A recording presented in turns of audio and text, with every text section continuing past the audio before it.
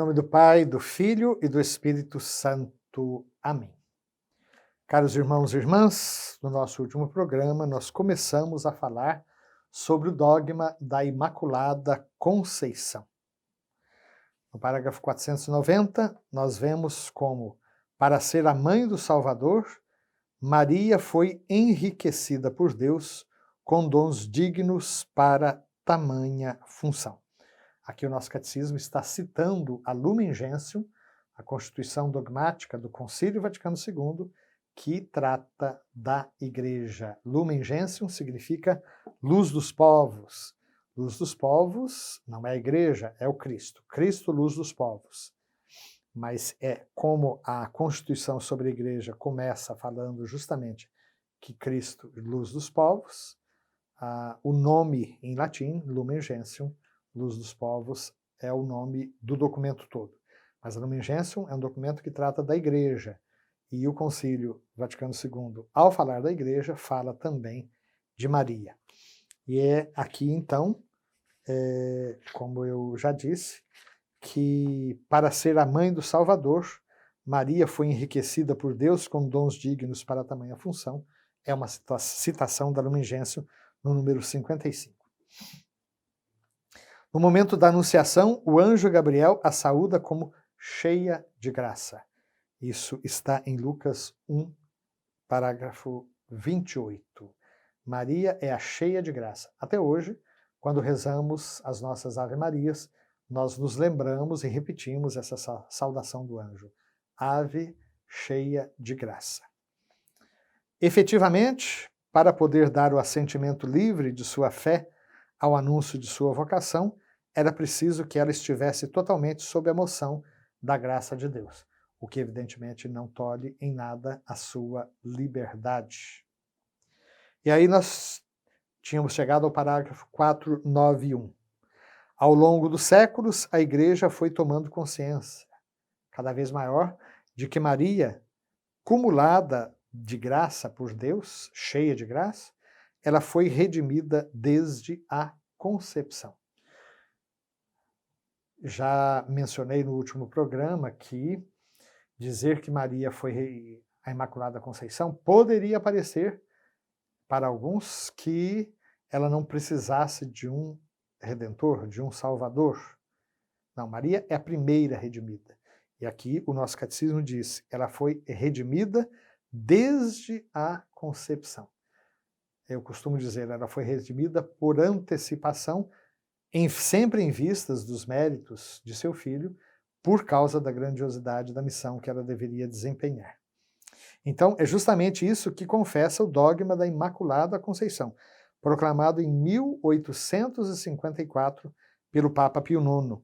O Papa Pio IX, na sua bula, chamada Inefabilis Deus, vai dizer, a Beatíssima Virgem Maria, no primeiro instante de sua conceição, por singular graça e privilégio de Deus Onipotente, em vista dos méritos de Jesus Cristo, Salvador do gênero humano, foi preservada imune de toda a mancha do pecado original.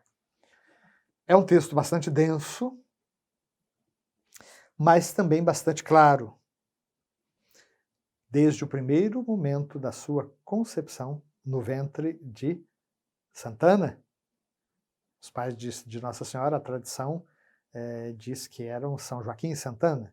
Então, desde o momento da sua concepção no ventre de Santana, por singular graça e privilégio de Deus Onipotente, em vista dos méritos de Jesus Cristo, esse em vista dos méritos de Jesus Cristo, confirma aquilo que eu já tinha dito antes. Jesus é Salvador também da sua mamãe, só que ela foi redimida por antecipação. Ou seja, Jesus Cristo é realmente Salvador do gênero humano. Portanto, o Redentor também da sua mãe. E Maria, então, foi preservada imune de toda a mancha do pecado original. Nós nascemos, já tivemos oportunidade também de refletir longamente sobre esse tema do pecado original, que é um tema não muito fácil e que muitas vezes traz confusão na cabeça das pessoas. Vimos como nosso catecismo apresenta o pecado original como não sendo um pecado em senso estrito, né, porque o pecado sempre é o ato de uma pessoa. As coisas erradas que eu faço são atos meus e, portanto, são pecados meus. Ninguém cometeu o pecado original a não ser os primeiros pais, Adão e Eva. Aqui ele é chamado pecado original originante.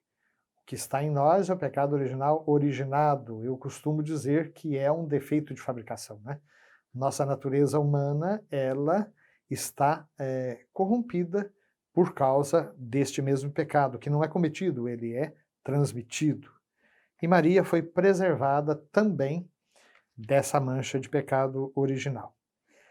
E aí chegamos ao parágrafo número 492. Esta santidade resplandecente, absolutamente única, da qual Maria é enriquecida desde o primeiro instante de sua conceição, lhe advém inteiramente de Cristo. E aí, em vista dos méritos de seu filho, ela foi redimida de um modo mais sublime. Aqui, mais uma vez, é a Lumen Gentium que é citada, a Constituição Dogmática do Concílio Vaticano II sobre a Igreja. Em vista dos méritos de seu filho, ela foi redimida de um modo mais sublime.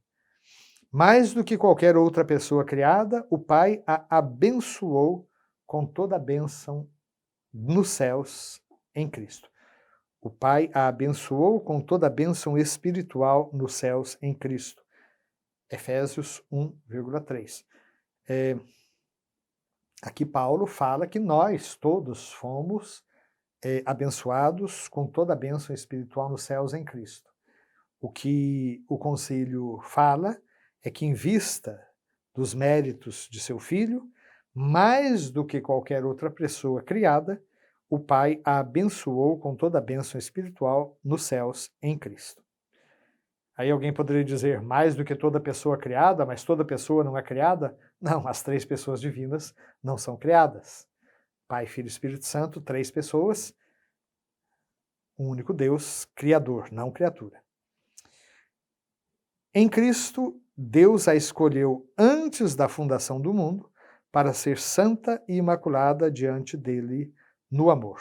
Efésios 1, 4.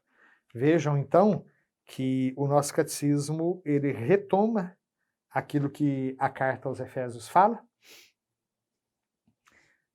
mostrando a grandiosidade da salvação.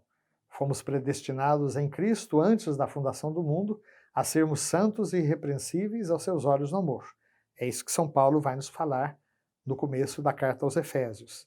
O que o concílio e o que o catecismo faz é que isso acontece em Maria de maneira supereminente. Mais do que qualquer outra pessoa criada, o Pai a abençoou com toda a bênção espiritual nos céus em Cristo. Nele, em Cristo, Deus a escolheu antes da fundação do mundo para ser santa e imaculada diante dele no amor.